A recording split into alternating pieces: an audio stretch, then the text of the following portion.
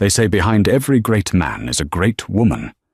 But in Ethan James's case, behind him was the woman who owned the very ground he walked on, and he didn't even know it.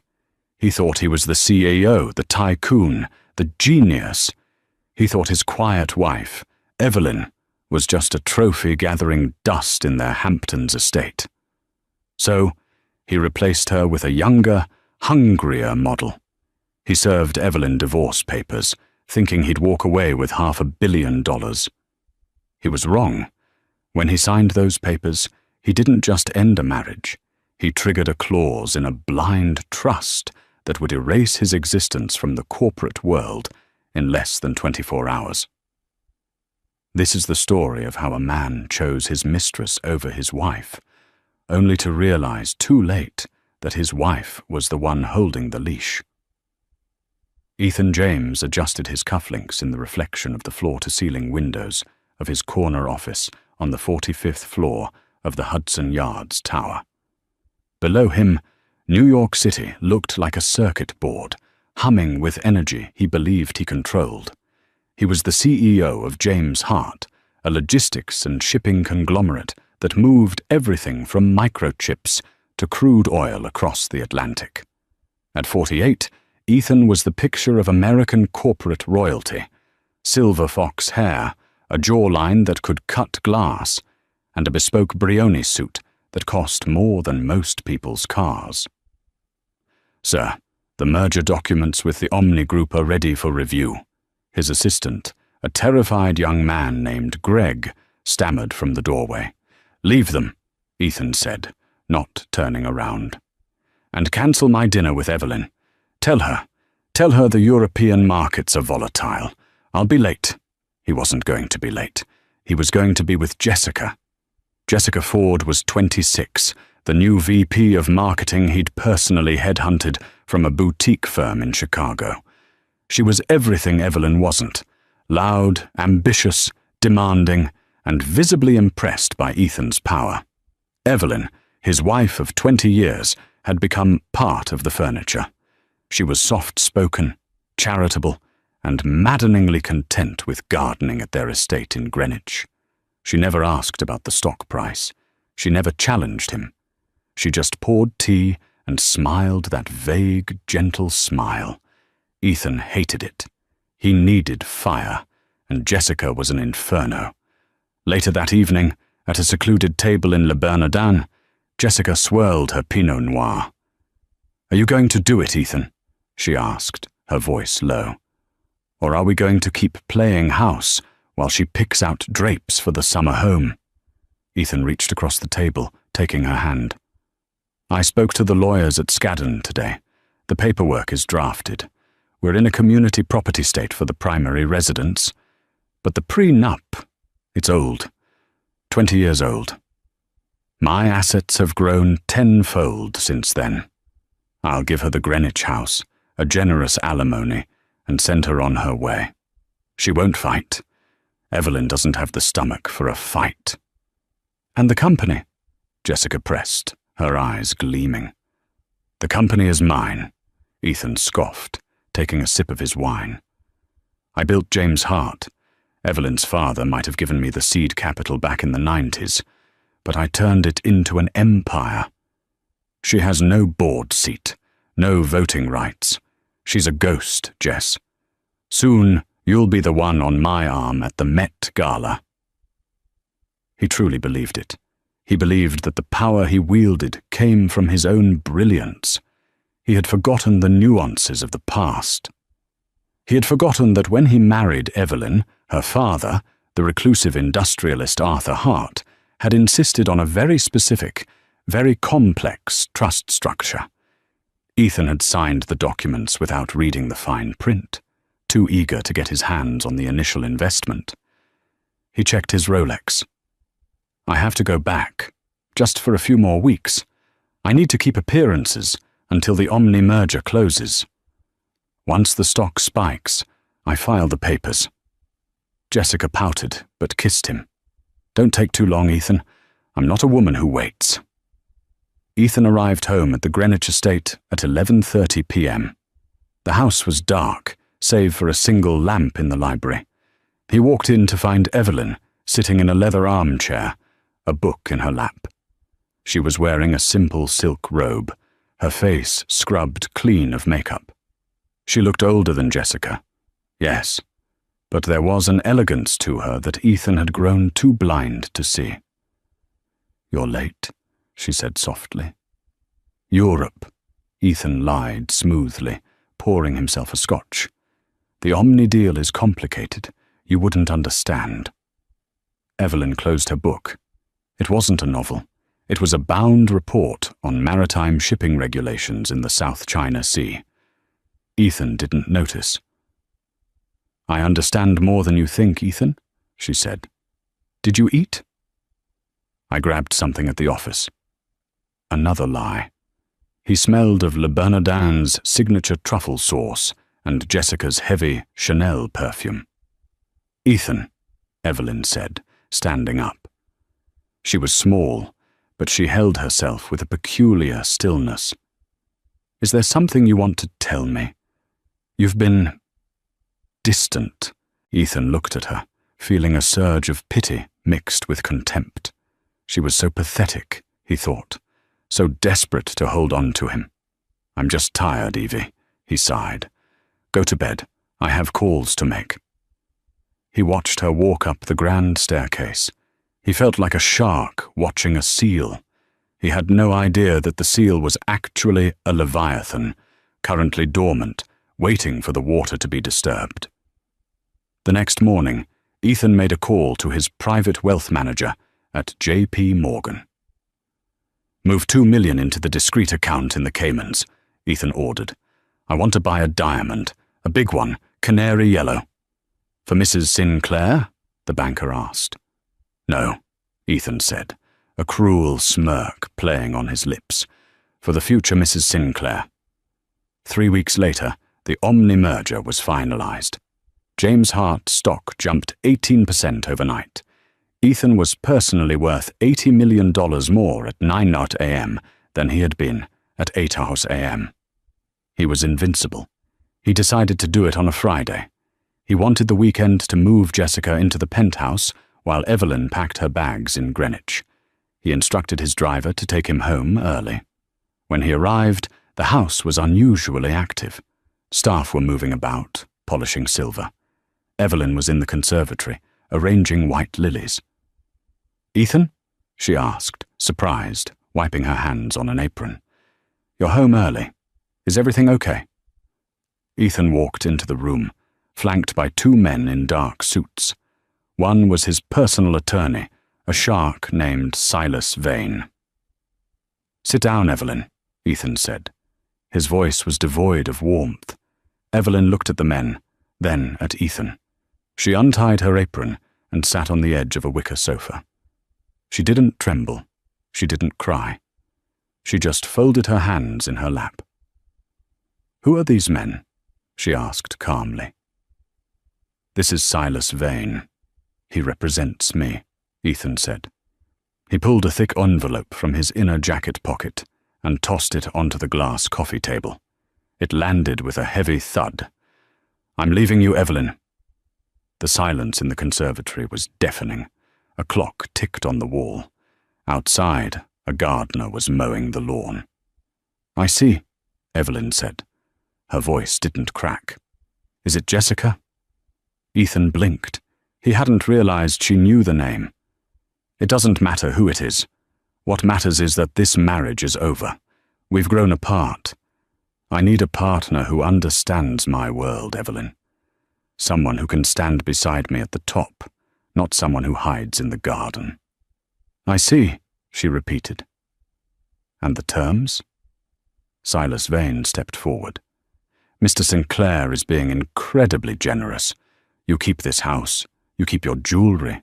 You will receive a lump sum of $5 million and a monthly stipend of $50,000 for the next 10 years. In exchange, you waive all claims to James Hart and its subsidiaries." Ethan puffed out his chest. "It's more than you'll ever need, Evie. You've never worked a day in your life. I've taken care of everything." Now I'm setting you free." Evelyn reached for the envelope. She opened it slowly, her eyes scanning the legal jargon. "And if I don't sign?" she asked, not looking up. Ethan laughed, a harsh, barking sound. "Then we go to court, and I will crush you, Evie. I have the best lawyers in New York. I'll drag out the proceedings until you're bankrupt. I'll expose your father's old debts. I'll make sure you end up in a one-bedroom apartment in Queens. Don't make this ugly. Just sign." Evelyn looked up then. Her eyes were a striking shade of grey, usually soft, but now they looked like polished steel. "You really believe that, don't you?" she whispered. "You believe you built this?" "I did build this," Ethan shouted, his patience snapping. "I took a failing shipping company and turned it into a global titan. Me, while you arranged flowers." Evelyn stood up. She walked over to a small antique desk in the corner of the room, picked up a pen, and returned to the table. "You want a divorce, Ethan?" she asked. "Yes." "You want full control of the company?" "It's already mine, but yes, I want it on paper." "And you want to marry Jessica Ford?" Ethan flinched. "Yes." Evelyn uncapped the pen. "Very well." She signed the document with a flourish. Evelyn Hart Sinclair. She closed the folder and pushed it back toward Silas Vane. "Done," she said. Ethan felt a wave of relief wash over him, followed immediately by a surge of adrenaline. He had won. It was easier than he thought. "Good," Ethan said, straightening his tie. "You have until Monday to vacate the premises. I'll have the movers here at 8 a.m. "Actually," Evelyn said, checking her watch, "you should probably read the addendum on page 40, the one referencing the Hart Family Blind Trust and the primary shareholder clause." "Legal mumbo-jumbo," Ethan waved his hand. "Come on, Silas. We have a celebration dinner to get to." Ethan turned on his heel and marched out of the conservatory, feeling like a god. He didn't see Evelyn pick up her phone as soon as he left the room. She dialed a number.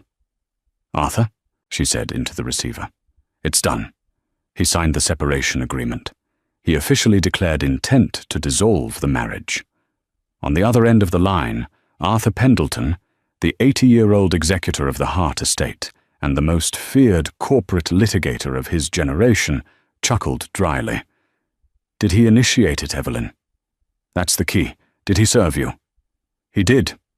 In front of witnesses." "Then the bad faith clause is triggered," Arthur said. "The assets revert. The proxies are withdrawn, effective immediately." Evelyn looked out the window as Ethan's Maybach sped down the driveway. "Execute Order 66, Arthur," she said, a rare, cold smile touching her lips. "Freeze his corporate cards. Lock him out of the server. And Arthur, call the board. Tell them the chairman has been relieved of his duties. The owner is returning." She hung up the phone and looked at the lilies. She snapped the head off one of them with a sharp crack. "I hope you enjoy the celebration, Ethan," she whispered to the empty room. "It's going to be your last." The celebration was set at the Vault, an exclusive members-only club in Tribeca, buried 3 stories underground inside a converted bank vault from the 1920s. The air smelled of aged leather, Cuban tobacco, and money.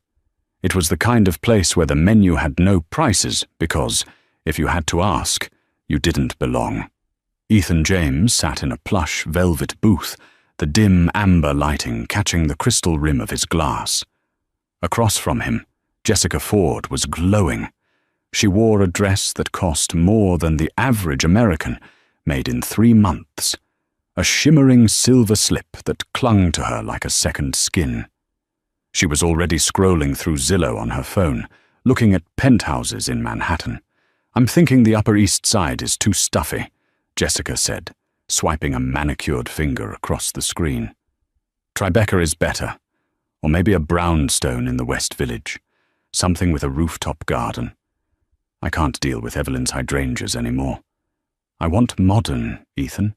Stark, white, modern. Ethan swirled his vintage Dom Perignon, savouring the bubbles. He felt a profound sense of lightness. The anchor of his marriage had been cut loose. The heavy, silent judgment of Evelyn was gone. "Get whatever you want," Ethan said, his voice thick with the arrogance of a man who believed he had just pulled off the heist of the century. "The Omni-deal bonus hits next week. That alone covers the down payment on anything in this city." "And the divorce?" Jessica asked, looking up from her phone, her eyes narrowing slightly. "She really just signed? No fight? No screaming?" "Evelyn is a woman of minimal substance," Ethan said, dismissing the memory of his wife with a wave of his hand. "She knows her place. She knows I'm the engine that keeps her lifestyle running. Fighting me would mean cutting off her own oxygen supply.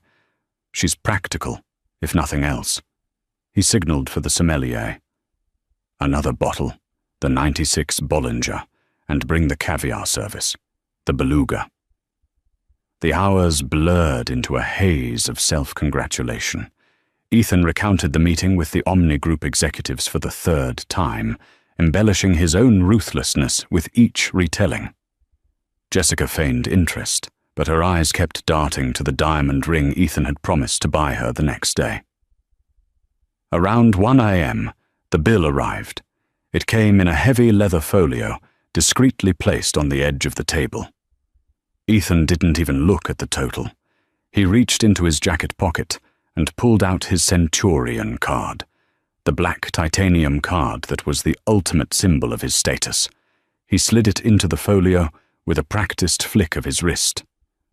"Add 20% for yourself," he told the waiter, a young man named Pierre whom Ethan had known for years. "Thank you, Mr. James," Pierre said, bowing slightly before retreating to the payment terminal near the bar. Ethan leaned back, loosening his tie. "To us," he toasted, raising his glass. "To the future." Jessica clinked her glass against his. "To the future, Mrs. James." Minutes passed. The low hum of jazz filled the room. Ethan was tracing the line of Jessica's jaw with his thumb when he noticed Pierre returning. The waiter's usually impassive face was flushed. He held the leather folio with both hands, looking uncomfortable. "Mr. James," Pierre whispered, leaning in so as not to disturb the neighboring tables. "I apologize, sir. There seems to be an issue with the card." Ethan frowned, his hand freezing on Jessica's neck. "What kind of issue? The chip?" It was declined, sir," Pierre said, looking at the floor. "Code 05. Do not honor." Ethan laughed, a short, sharp bark of disbelief. "Don't be ridiculous, Pierre. That card has no limit. Run it again, or type the numbers in manually." "I did, sir. 3 times. The system flagged it as lost or stolen." Jessica's smile faltered. "Ethan? What's going on?" "Nothing," Ethan snapped, his face heating up. "Bank error. Incompetence." He reached into his wallet and pulled out his platinum business card. "Use this one, and tell your manager to fix his machine before I buy this place and fire everyone." Pierre took the second card and hurried away. Ethan took a deep drink of his champagne, but it tasted sour now. "Ridiculous," he muttered. "Probably a security freeze because of the purchase I made earlier for the diamond." Jessica relaxed. "Oh, right. The diamond." 5 minutes later, the manager of the vault approached the table. He was a tall, severe man named Henri. He wasn't holding the folio. He was holding Ethan's cards. "Mr. James," Henri said, his voice icy and loud enough that the table next to them turned to look. "Both cards have been declined. We also attempted your personal debit card on file. Insufficient funds." The silence that fell over the table was heavy, suffocating. "That is impossible," Ethan hissed, standing up.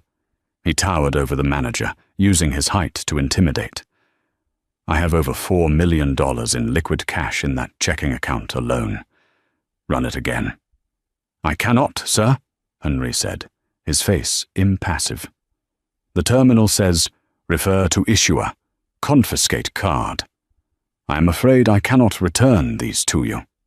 "You're stealing my cards?" Ethan roared. The jazz band seemed to stop playing. Every eye in the club was on him. "Ethan, sit down," Jessica hissed, grabbing his arm, her nails dug into his suit jacket. "Everyone is staring." Ethan ripped his arm away. He pulled out his phone. "I'll clear this up right now. I'm calling J.P. Morgan." He dialed his private banker's personal cell number. It rang once. Then, a mechanical voice he had never heard before spoke. "The number you have dialed is no longer in service." He frowned and dialed the main concierge line for high-net-worth clients. "Welcome to J.P. Morgan. Please enter your account number." Ethan punched in the digits he had memorized for a decade. "We are sorry. That account number is not recognized. If you are a new customer, please press 1. His hands began to tremble. A cold bead of sweat trickled down his spine. This wasn't a glitch. A glitch was a double charge. A glitch was a frozen screen. This was erasure. He looked up at Henry, who was waiting with his arms crossed. He looked at Jessica, whose expression had shifted from confusion to a look Ethan recognized from his own boardroom, calculating risk. "Do you have a card, Jessica?" Ethan asked, his voice sounding hollow to his own ears. Jessica blinked. "Me?" "Ethan, this bill is $6,000. My limit is $500. The humiliation was a physical blow. It felt like a punch to the gut. Ethan James, the king of glass, the titan of logistics, had to leave his watch, a Patek Philippe Nautilus worth $80,000, as collateral to cover a dinner check. He walked out of the vault into the cool night air of Tribeca, Jessica trailing a few feet behind him. The text messages started coming in then. Ping. Amex fraud alert. Corporate card terminated by administrator. Ping. James Hart. IT security. Remote access to device. Ethan's iPhone revoked. Data wipe initiating in 30 seconds. "Ethan," Jessica said, her voice sharp. "What the hell is happening? Why did my company email just bounce back?" Ethan stared at his phone as the screen went black. A white loading bar appeared. Erasing. He looked up at the street lights, his mind racing, trying to find the logic, the enemy. And then, the memory of the morning rushed back to him. The conservatory, the white lilies, the document he hadn't read, the primary shareholder clause. "Evelyn," he whispered. The weekend was a purgatory of silence. Ethan's phone was a brick. His laptop was locked out. He couldn't access his bank accounts, his email, or even the security gate of the Greenwich estate, which, he found out when he tried to return to get fresh clothes, had been recoded. He had spent 2 nights at the St. Regis, forcing the concierge to bill it to the company account, praying the hotel hadn't been notified of his status yet. Monday morning arrived with the grey, heavy weight of a funeral. Ethan dressed in the same suit he had worn on Friday. It was wrinkled now, the crispness gone. He didn't care. He needed to get to the office. He needed to get into the building. Once he was in the C-suite, he could fix this. He could fire the IT director. He could scream at the legal department until they reversed whatever clerical error Evelyn had triggered. He took a taxi to Hudson Yards. He didn't have the cash for a private car. The glass tower of James Hart pierced the sky, a monument to his ego. He marched toward the revolving doors, his chin high, trying to project the power he no longer felt. He approached the security turnstiles. Usually, he didn't even have to scan. The guards would see him coming and buzz him through. Today, the head of security, a man named Miller, was standing in front of the gate. Miller was a former Marine, a man Ethan had hired personally. "Good morning, Miller," Ethan said, not breaking stride. Miller stepped into his path. He didn't smile. He didn't salute. "I can't let you up, Mr. James," Ethan stopped, stunned. "Excuse me? Do you know who I am?" "I do, sir," Miller said, his voice flat.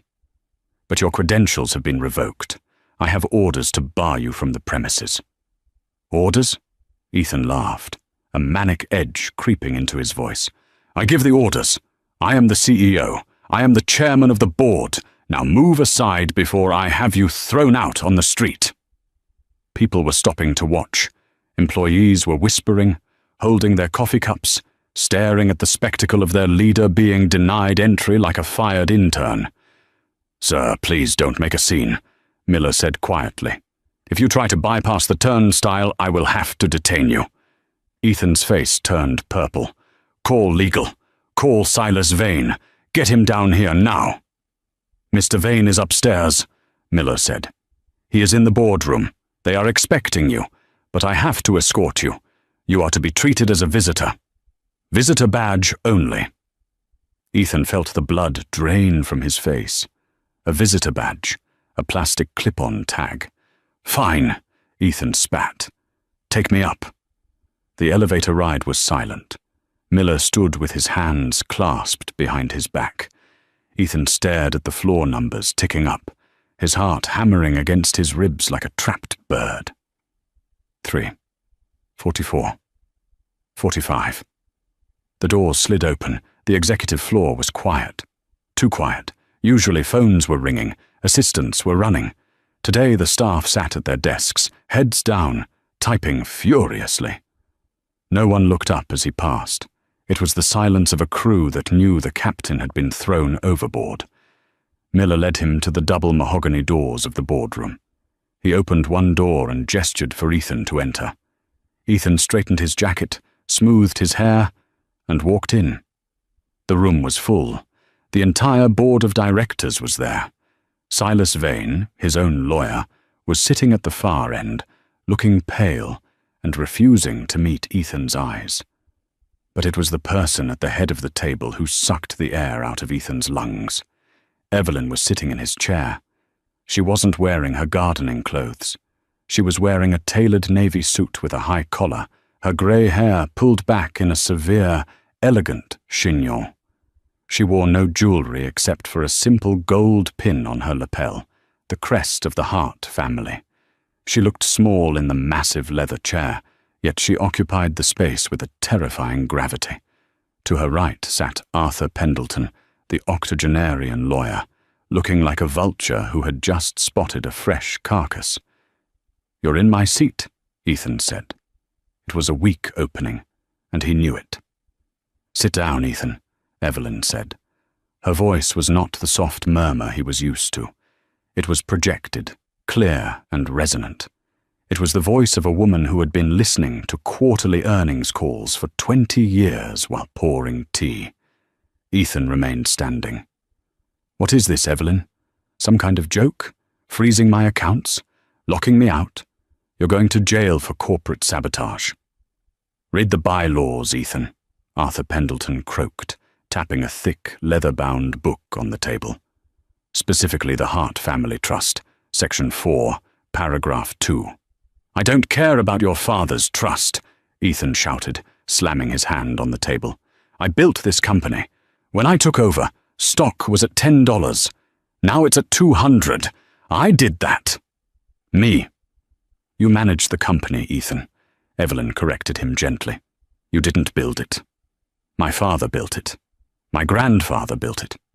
You were a steward." She picked up a single sheet of paper. "When you married me," she continued, her eyes locking onto his, "my father was concerned about your ambition. He admired it, but he didn't trust it. So he structured the shares differently. You were given Class B operational shares. They hold voting rights only as long as you are a member of the family in good standing." The room was deadly silent. Ethan looked at Silas Vane. "Is this true?" Silas nodded miserably. "I checked the original incorporation papers this morning, Ethan. I never looked at the 98 amendment because you told me you owned 51% outright." "I do." "No, Evelyn said. You own 51% of the Class B stock, but the Class A preferred stock, the stock that holds veto power, the stock that controls the board, the stock that actually owns the assets, is held by the Hart Trust. She leaned forward. And the trust has a trigger clause. In the event of a filed separation initiated by the non-blood spouse against the blood heir, all Class B shares revert to the trust immediately upon signature. Ethan felt his knees give way. He slumped into the nearest chair. You signed the divorce papers, Ethan, Evelyn said, her voice devoid of pity. You initiated the separation. In doing so, you effectively resigned. You don't own 51% of this company. You don't own 1%. You don't even own the chair you're sitting in. Ethan looked around the room. The board members, men and women he had golfed with, dined with, enriched, were all looking at Evelyn. They knew where the power lay. They were survivors. But the merger, Ethan stammered. The Omni deal. I'm the only one who understands the logistics. Actually, Evelyn said, glancing at a file in front of her. I've been reviewing the Omni deal. It's sloppy. You're over-leveraging our European distribution network to pay for short-term stock gains. It's a vanity project. I'm cancelling it. You can't, Ethan screamed. The market will crash. The market respects stability, Arthur Pendleton interjected. And Mrs. Hart Sinclair has just been appointed interim CEO by a unanimous vote of the Class A shareholders, which is to say herself. Evelyn stood up. She walked around the table until she was standing next to Ethan. He smelled the faint scent of lilies and steel. You wanted a partner who understood your world, Ethan, she said softly, echoing his words from the conservatory. I understood it better than you ever did. I let you play king because it made you happy, but you broke the one rule my father gave you. Never bet against the house. She turned to Miller, who was standing by the door. Please escort Mr. James out of the building. He has personal effects in his office. A few photos, a golf trophy. Let him take a box. But check it before he leaves. No laptops. No files. Evelyn, please, Ethan whispered, the reality finally crushing him. Don't do this. I'll fire Jessica. I'll tear up the papers. We can go back. Evelyn looked down at him. For a second, he saw a flicker of the woman who had loved him for 20 years. But then he saw the woman he had betrayed. Go back? She asked. Ethan, the movers are at the Greenwich house right now. But they aren't packing my things. They're packing yours. She turned her back on him and walked toward the window, looking out over the city she now commanded. Get him out of my sight. The walk from the elevator bank to the revolving doors of the James Hart Tower was the longest journey of Ethan James's life. He carried a standard-issue banker's box containing a framed photo of himself golfing with a senator, a brass putter, and a stress ball. That was the sum total of 20 years of executive dominance. It was raining in Hudson Yards, a cold grey drizzle that slicked the pavement. Ethan stood on the curb, the box rapidly getting soggy. He instinctively raised his hand to hail a cab, then remembered he had no cash and no active credit cards. He lowered his hand, feeling the water seep into the shoulder of his Brioni suit. He had to get to Jessica. She was the only lifeline left. She was smart. She had her own savings, surely. They could regroup. He still had his contacts. He could start a consulting firm. He was Ethan James, damn it. People would pay for his brain, even if he didn't have the capital.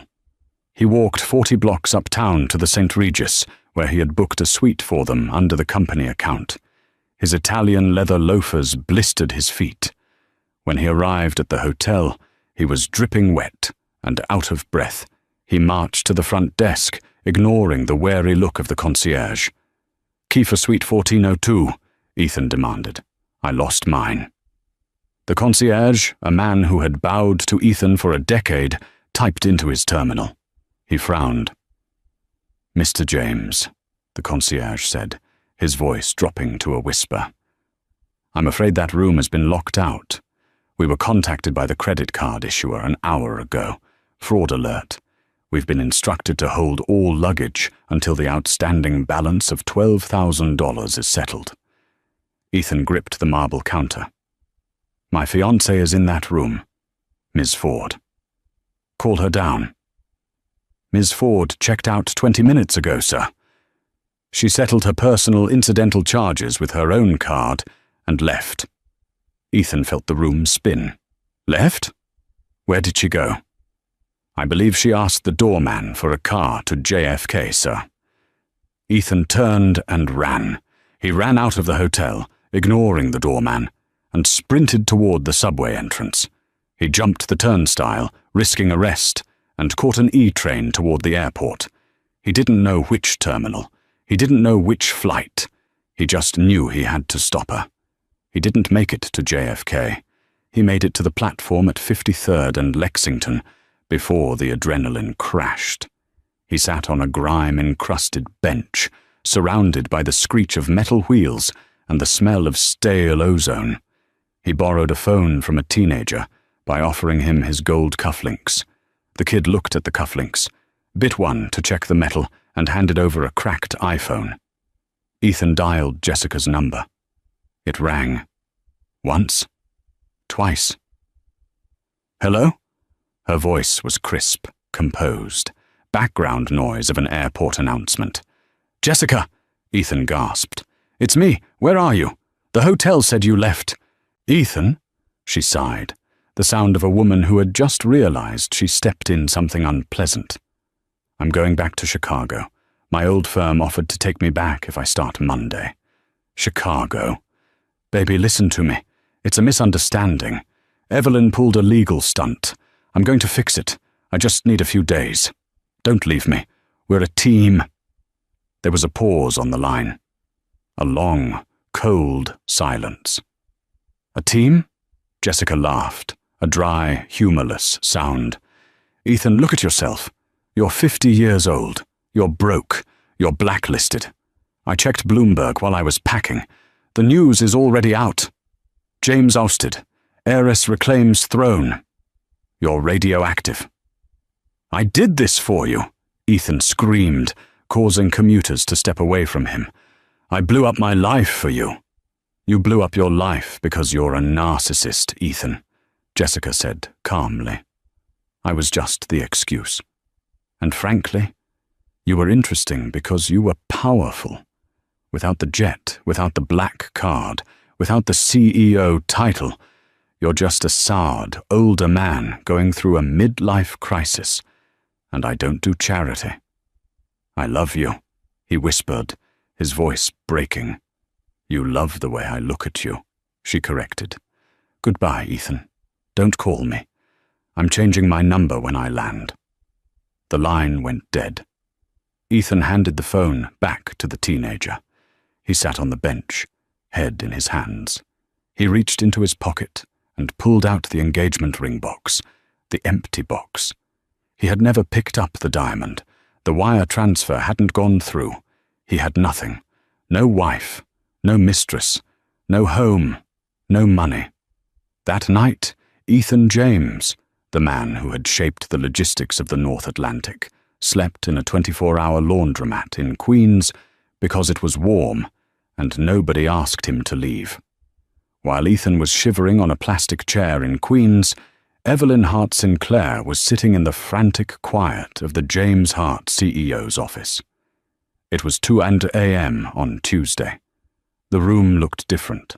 She had already removed the modern abstract art Ethan favored and replaced it with the old maritime oil paintings her father had loved. The chrome desk was covered in stacks of paper. Across from her sat Arthur Pendleton and a team of 3 forensic accountants from Deloitte. They had been working for 16 hours straight. "It's worse than we thought, Evelyn," Arthur said, rubbing his tired eyes.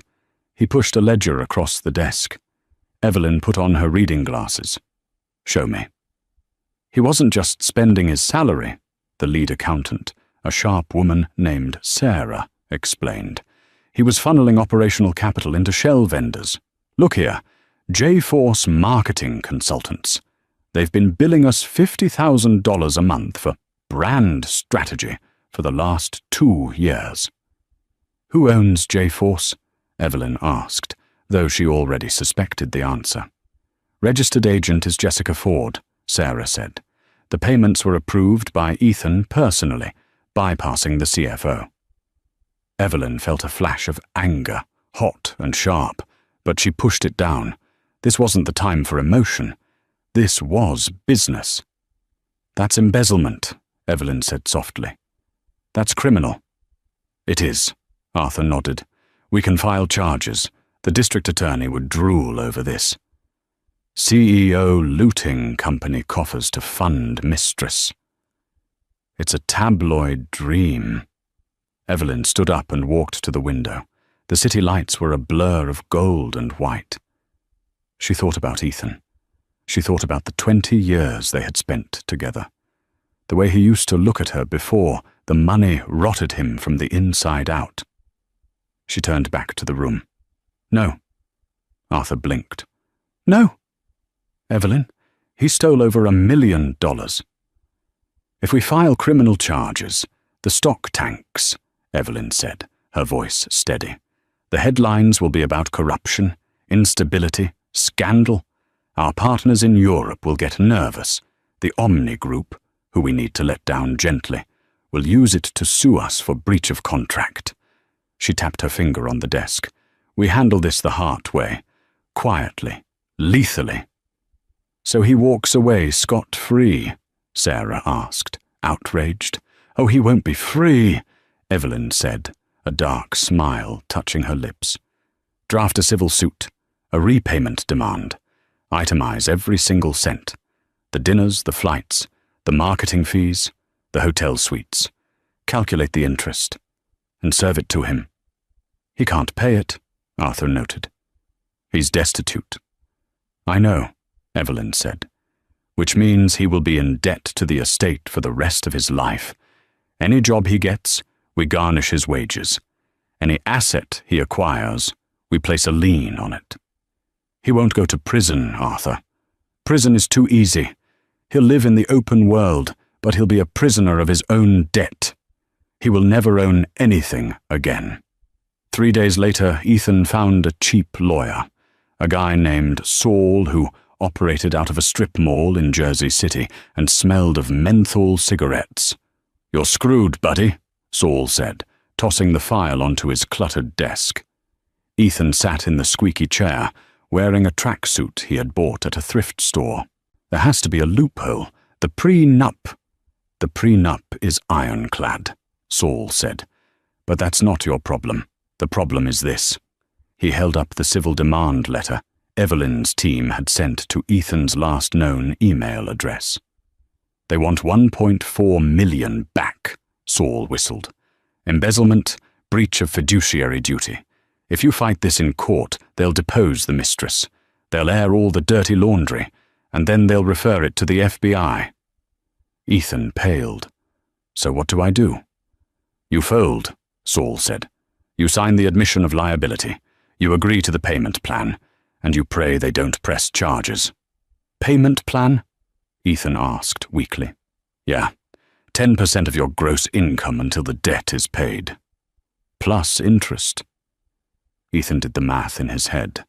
At his age, with his reputation destroyed, he wouldn't be getting another CEO job.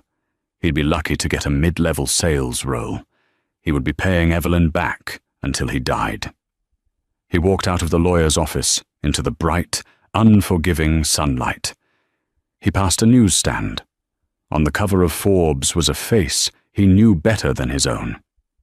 It was Evelyn. She was standing on the bow of a container ship, wind in her hair, looking fierce and regal. The headline read, "The Silent Partner Speaks, How Evelyn Hart Saved Her Empire from Ruin." Ethan stared at the magazine. He reached into his pocket to buy it, but found only lint and 2 quarters. It cost $5. He couldn't even afford to read about his own failure. He turned away, pulling his hood up, and disappeared into the crowd of anonymous faces, just another man who had reached for the sun and forgotten that his wings were made of wax. 12 months later, the winter in New Jersey felt colder than Ethan remembered. Perhaps the weather hadn't changed, but his insulation against it had. Gone were the cashmere overcoats and the heated leather seats of the Maybach. Now there was only a thin polyester windbreaker and the drafty interior of a used Honda Civic. Ethan parked the car in the employee lot of Red Hook Logistics, a mid-tier trucking depot in Newark. It was 5:30 a.m. The sky was the color of a bruised plum, dark and unforgiving. He punched his time card. The sound, ka-chunk, was the rhythm of his new life. "Morning, Rick." The depot manager, a 25-year-old kid named Jason, mumbled, barely looking up from his clipboard. "Good morning, Jason," Ethan replied, his voice devoid of its old booming authority. Here, he wasn't Ethan James, the titan of the Atlantic. He was just Rick, the shift supervisor, who knew a surprisingly large amount about international shipping manifests, but owed so much money to creditors that he brought a ham sandwich from home every day. His job was to oversee the loading of crates. It was a cruel irony. He used to own the ships. Now he couldn't even afford the cargo inside them. Every 2 weeks, his paycheck was deposited, and immediately 40% was siphoned off by the court order, the Restitution for Corporate Malfeasance fund managed by the Hart estate. He walked the floor, checking invoices. His back ached. His hands, once manicured and soft, were rough and dry. At 10 a.m., a buzz went through the warehouse. The workers stopped loading. They gathered around the breakroom television, a small, dusty screen mounted on the wall. "Hey, Rick, come check this out," one of the forklift drivers called out. "Isn't this the company you used to work for?" Ethan froze.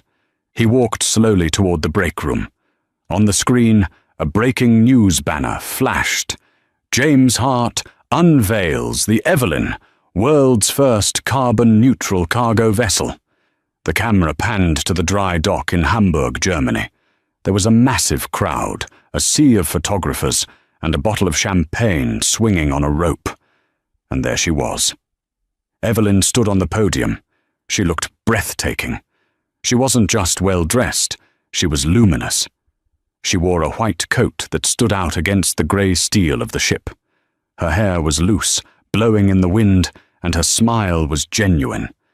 A smile Ethan realized he hadn't seen in the last decade of their marriage, because he had been the one suppressing it.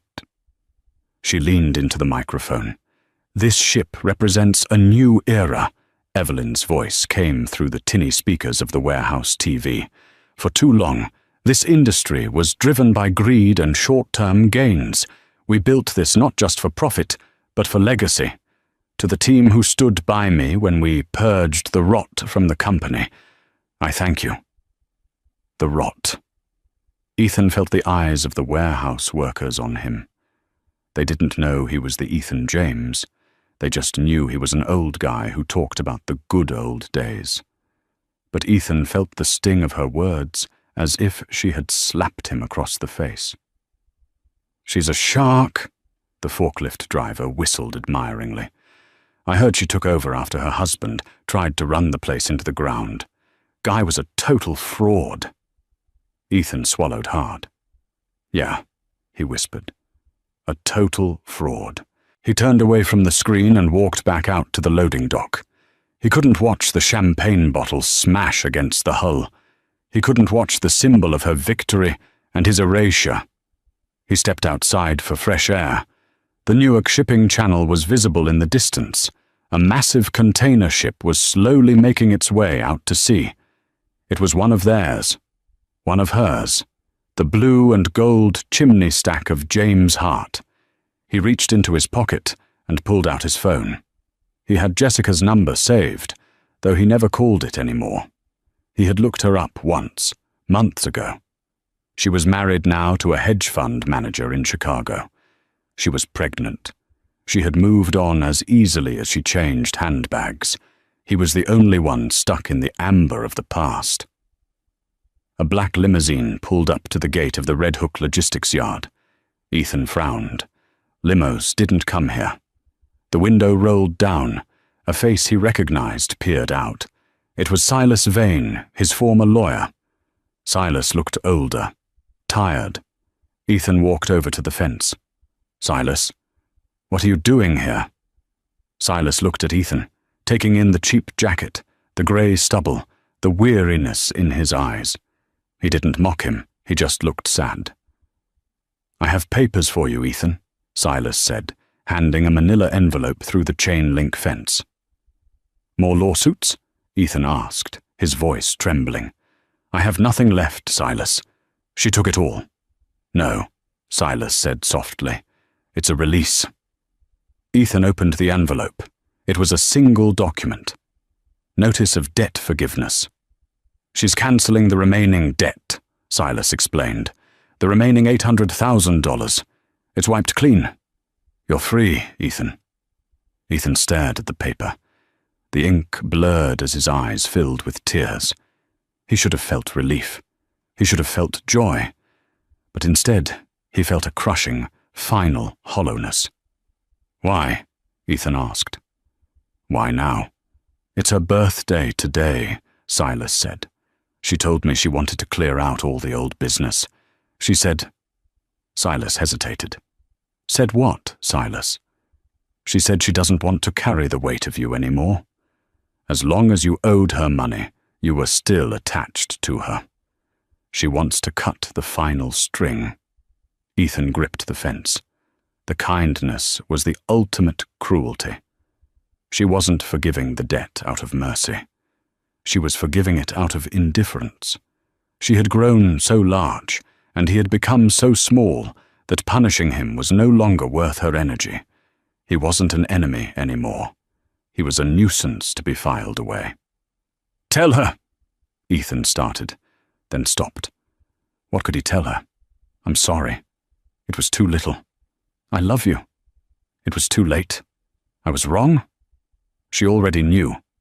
"Tell her nothing," Ethan said, looking down at his worn-out shoes.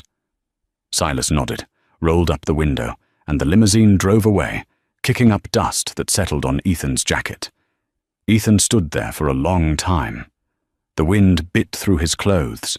He looked at the document in his hand. His freedom. He was free to go, free to start over at 51, free to be nobody. He folded the paper and put it in his pocket. "Hey, Rick!"